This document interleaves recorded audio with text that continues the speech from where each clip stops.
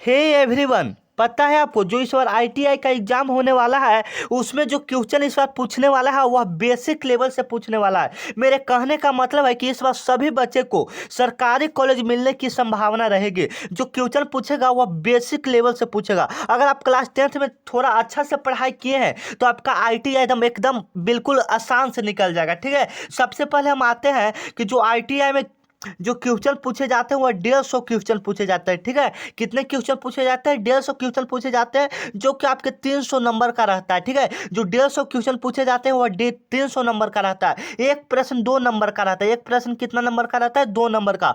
कौन कौन पूछता है? तो 50 मैथ से पूछता है, 50 जीके से पूछता है और 50 कहाँ से पूछता है? जीएस से पूछता है। ठीक है, मतलब जीएस में आ जाता है फिजिक्स साइंस आ जाता है, ये सब कहिए ना। और जीके में जो आ गया प्राचीन इतिहास जो होता है वो सब ज़्यादा पूछता है। और मैथ में जो साधारण ही मैथ पूछता है, लाभ हानि क्रैमुल विक्रैमुल ये सब पूछते रहता है। ठीक है, तो कहने का मतलब है मेरा कि यहाँ पर कह रहा है कि महात्मा गांधी जी का जन्म कहाँ हुआ था। तो जो महात्मा गांधी जी का जन्म हुआ था वह कहाँ में हुआ था? तो पोरबंदर गुजरात में हुआ था। ठीक है, पोरबंदर कहाँ में हुआ था? गुजरात में हुआ था। और जो राजकोट यहाँ पर ऑप्शन दिया है, राजकोट में गांधी जी का समाधि है। मतलब गांधी जी की जब मृत्यु हुआ था तो उनकी समाधि कहाँ बना था? तो राजकोट में बना था। कहाँ में बना था? राजकोट में बना था। ये दोनों आप लोग याद रखेंगे। जन्म पोरबंदर में हुआ था। कब हुआ था? तो कब हुआ था आप लोग बताएंगे कि 2 अक्टूबर 1869 ईस्वी को गांधी जी का जन्म हुआ था। ठीक है, कहाँ में हुआ था? पोरबंदर गुजरात में हुआ था। लेकिन उनका समाधि कहाँ, जहाँ मरे थे मतलब मृत्यु वहाँ हुआ था, उनका समाधि कहाँ बनाया गया था? राजकोट में बनाया गया था। और मृत्यु कब हुआ था? तो 30 जनवरी 1948 ईस्वी को उनका मृत्यु हुआ था। ये सब आप लोग पता रखेंगे क्योंकि जो हम आपको बताते हैं वो आपके लिए काफी इंपॉर्टेंट होता है। ठीक है, चलिए नेक्स्ट क्वेश्चन आपके सामने ला रहे हैं। और नए हैं तो अभी चैनल को सब्सक्राइब करके अभी रखिए, क्योंकि जब आईटीआई का एग्जाम आपका होगा तो हम आपका बहुत ही हेल्प करेंगे। ठीक है, छोटा छोटा जानकारी हम आपको देते हैं। ठीक है, सबसे चमकीला ग्रह कौन है? कह रहा है कि सबसे जो चमकीला ग्रह है से कौन है। तो सबसे चमकीला ग्रह कौन होता है ये आप लोग भी जानते हैं कि सबसे जो चमकीला ग्रह आसमान में होता है वह कौन होता है? तो वह शुक्र होता है। वह कौन सा ग्रह होता है? तो वह शुक्र ग्रह होता है, जो कि आप दूर से भी देखिएगा ना तो चमकीला आसमान में जब आप देखेंगे तो एक ऐसा तारा होता है जो कि आपको चमकीला दिखाई देता है। तो कौन सा तारा होता है? तो वह शुक्र होता है। अगर आता है बृहस्पति की बात तो बृहस्पति ग्रहों में सबसे बड़ा ग्रह है।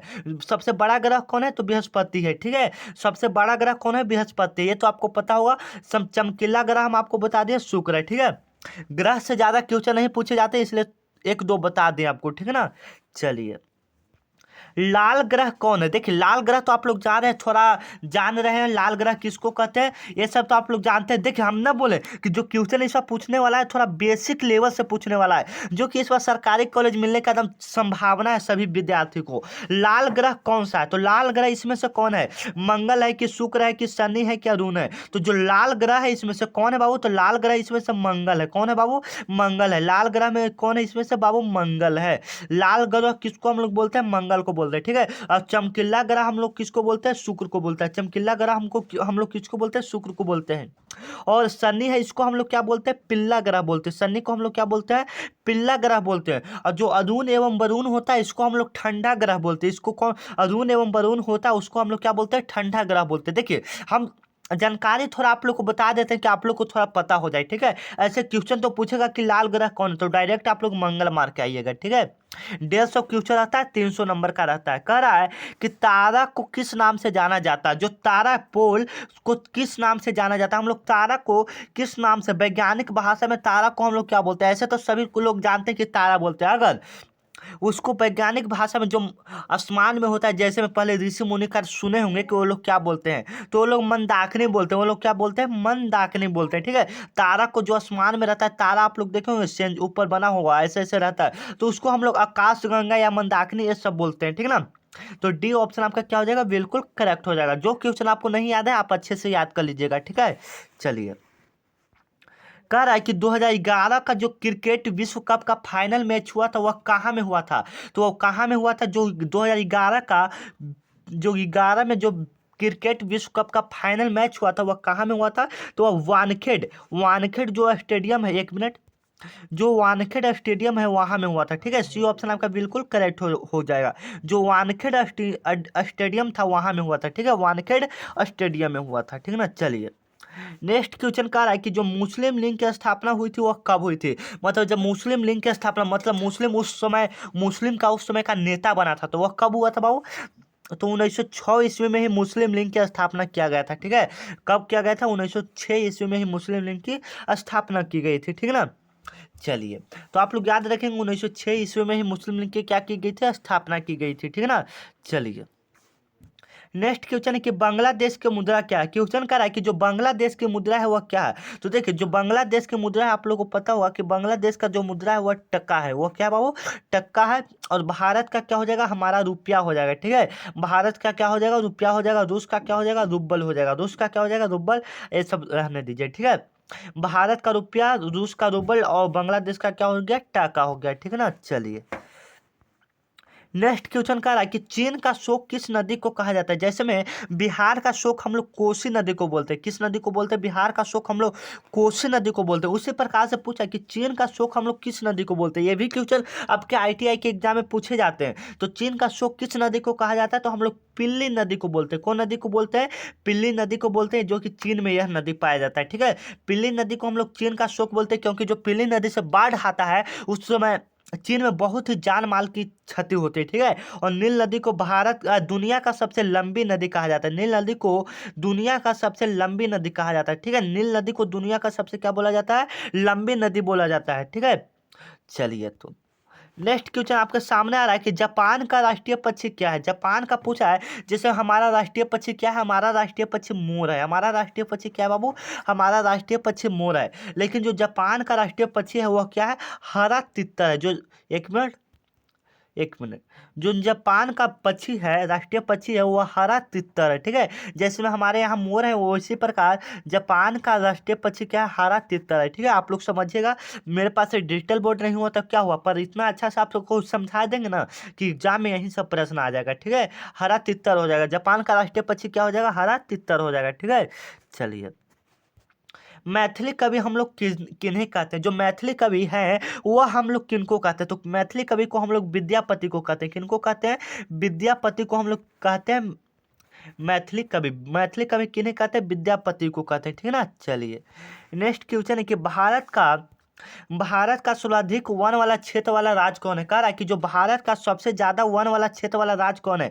तो देखिए, सबसे ज्यादा जो भारत में वन होता है वह कहाँ में होता है, वह एमपी में होता है। एमपी कहने का मतलब है वो कहाँ में होता है, मध्य प्रदेश में होता है। ठीक है, मध्य प्रदेश में होता है। चलिए, कह रहा है कि सिक्किम का राष्ट्रीय पशु क्या है। सिक्किम का राष्ट्रीय पशु क्या है। तो देखिए, जो सिक्किम का राष्ट्रीय पशु है, मतलब जानवर है, जैसे हमारा बाघ हो जाता है, भारत का क्या हो जाता है, राष्ट्रीय पशु बाघ होता है। उसी प्रकार से पूछ रहा है कि सिक्किम का जो है से क्या है, जैसे में सभी राज्य का होता है ना, सभी राज्य का अपना अपना पशु होता है। जैसे में हमारे बिहार का बैल आ जाता है, हमारे बिहार का क्या आ जाता है, बैल आ जाता है। उसी प्रकार से सिक्किम राज्य का पशु क्या है, तो रेड पांडा है। पांडा आप लोग देखे होंगे, रेड पांडा, रेड पांडा है। ठीक है ना, रेड पांडा आप लोग याद रखेंगे। चलिए, ओडिशा का राजकीय पशु क्या है। देखिए, अब आ रहा है कि ओडिशा का राजकीय पक्षी क्या है।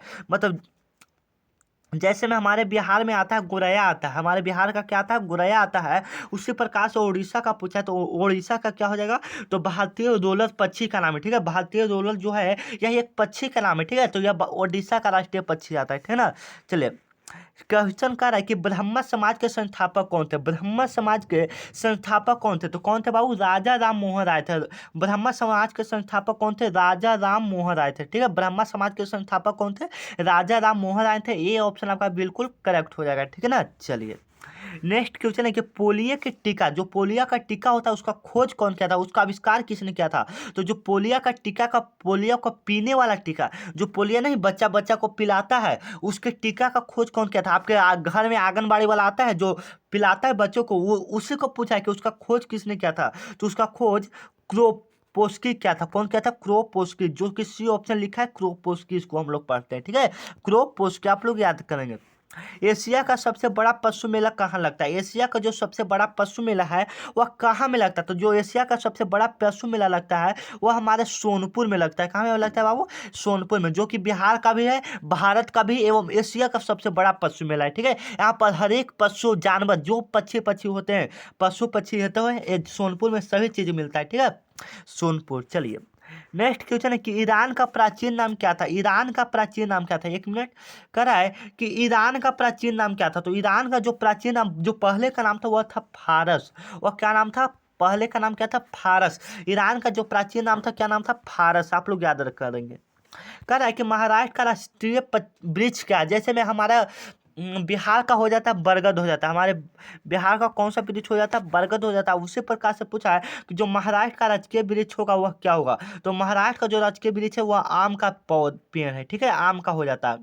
महाराष्ट्र का राजकीय वृक्ष कौन हो जाता है? आम हो जाता है, ठीक है ना। चलिए, कह रहा है कि शिवाजी के कितने मंत्री थे? यहाँ पर जो क्वेश्चन कर रहा है कि शिवाजी के कितने मंत्री थे, तो देखिए शिवाजी के जो मंत्री थे 8 थे, ठीक है। शिवाजी आप लोग पढ़े होंगे, जो कि इतिहास में क्वेश्चन पूछे जाते हैं कि शिवाजी के कितने मंत्री थे, तो 8 मंत्री थे। सी ऑप्शन आप लोग याद रखेंगे, ठीक है।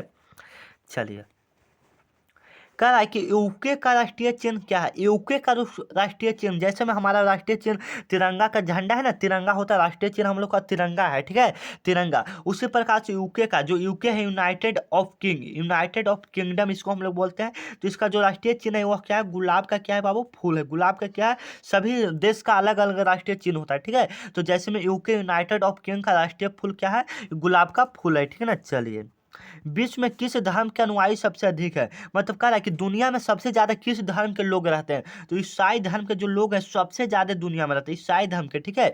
तो मिलते हैं नेक्स्ट वीडियो में, तब तक के लिए जय हिंद। अभी चैनल को आप लोग सब्सक्राइब करके रखें, क्योंकि अगले वीडियो में और ही महत्वपूर्ण वीडियो बताने वाले हैं, ठीक है। तो मिलते हैं नेक्स्ट वीडियो में, तब तक के लिए जय हिंद।